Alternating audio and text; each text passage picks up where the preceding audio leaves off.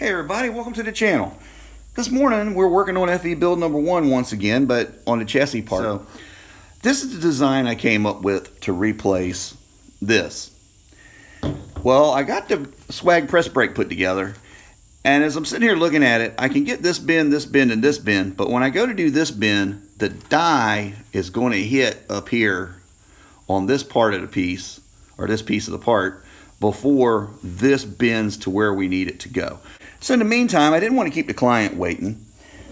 So I went back and looked at this and I said, well, this is a good quality part. The only thing wrong is, like I mentioned in the power steering video, if you saw that one, I don't like this being welded on here in shear. So what I'm going to do is go ahead and grind this off. We're going to take this out. I'm going to drill it and thread my 3/4 16 bolt in, and then I'll put a couple of welds on the back side here to lock it in place. And that's what we're going to do this morning. We got to do 2 of these, one for each side. And in case you're wondering, this is the right hand thread part of it, and this is the left hand thread part of it. For those that asked, why do you have a left and right hand thread? And I'm just going to lay it down here on the table just to make it a little easier. When this is under the car or the truck or whatever you're working on, and you want to twist it to adjust it, these need to be opposite so they'll push and pull, just like a turnbuckle, because that's really all this is a turnbuckle. And the other question I got asked, what am I going to do if it's too long? Well, that's another thing that's nice about having taps and dies. I can cut this off because the inside diameter of this thing is the same all the way through. So let me see if I can. It's the same size all the way through. Now this little bit of rough you see down here in this end, the tap that they used down here was a little dull, and this is chromoly.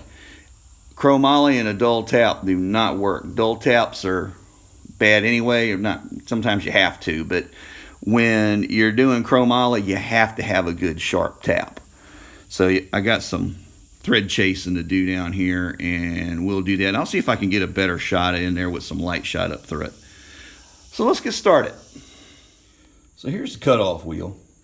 And what I'm going to do is come in straight and try to go under the bolt head, which I figure it's probably not touching that. Look at it, it may be, but I doubt it. As tall up as it's sitting, I think they did a little welding and then welded it on top of it, but we're going to find out right now.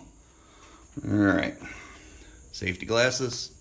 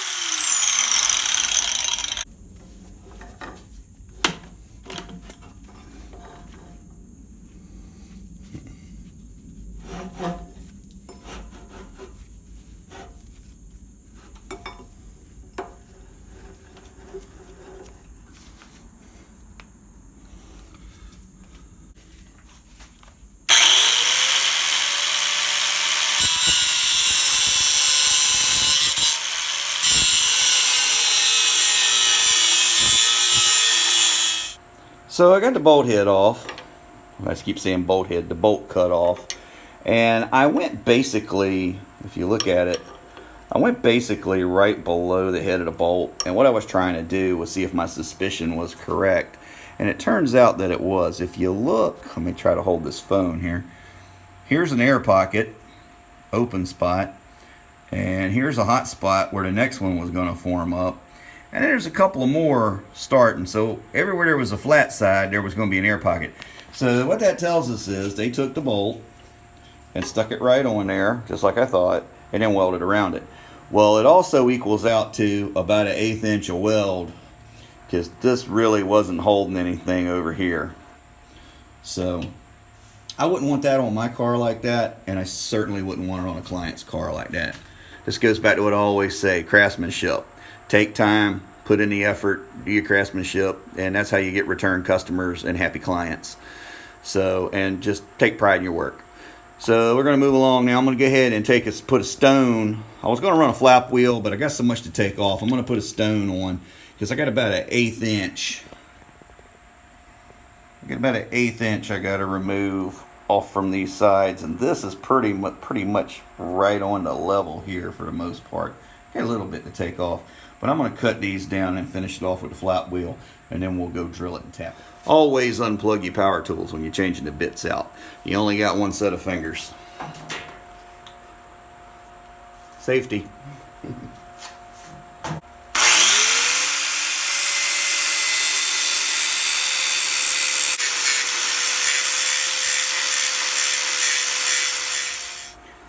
If you see these hot spots forming right here, that's where the hollow places are.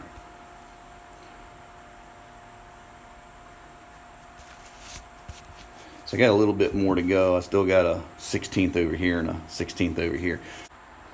So here we are, all slicked off, ready to go. So I'll take that over and chuck it up in the drill press, and we'll punch a hole after I find a center and mark it. Okay, so I got it centered up. That's rain hitting the roof you hear in the background. So we're going to go ahead and drill this thing.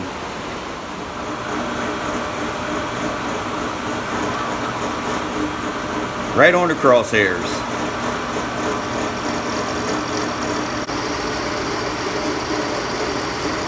There we go.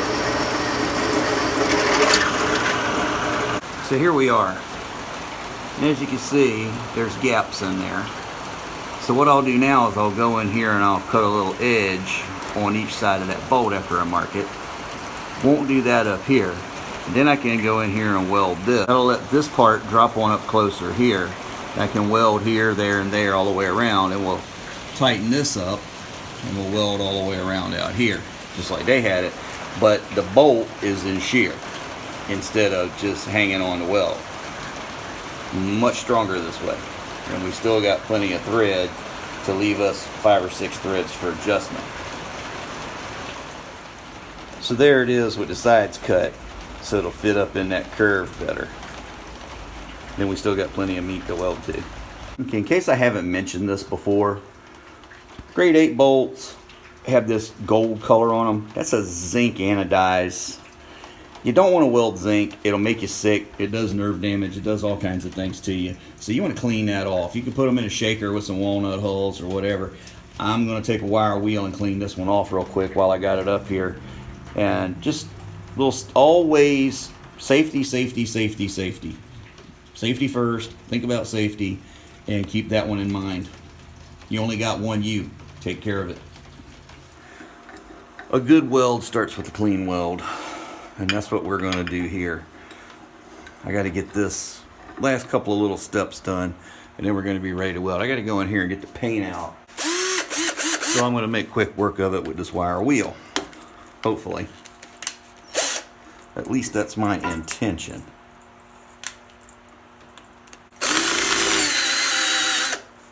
Hit this side again.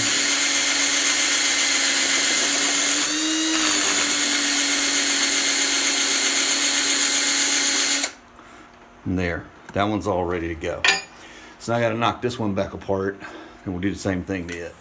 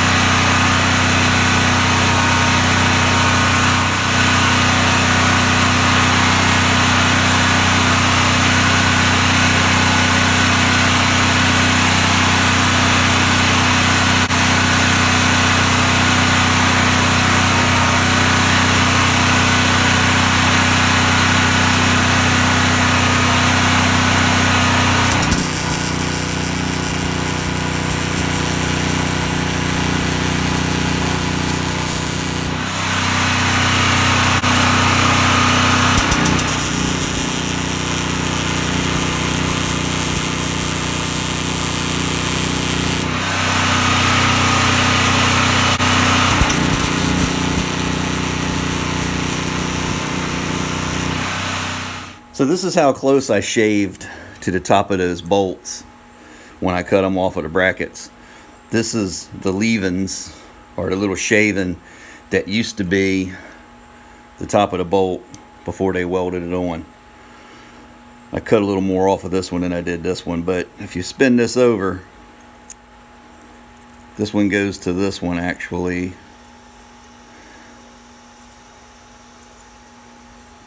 It had a pretty good amount holding, but it still wasn't what I would have preferred it to be with it being in shear. So there they are. Just got to clean them up, hit them with a quick coat of paint, and that's where we're going to end this episode. And then the next time we'll go ahead and go down to the truck and we'll install them and measure up the center tubes and figure out where we need to cut those, or the adjuster tubes, whichever you want to call them. And we'll get that done. So I hope you enjoyed it. Hope you found it interesting, informational, entertaining, if nothing else. As always, practice your skills, learn a new one. Either way, turn it into craftsmanship. You never know how far it'll take you. So until next time, this has been Fab Race Mod Repeat. Have a great day.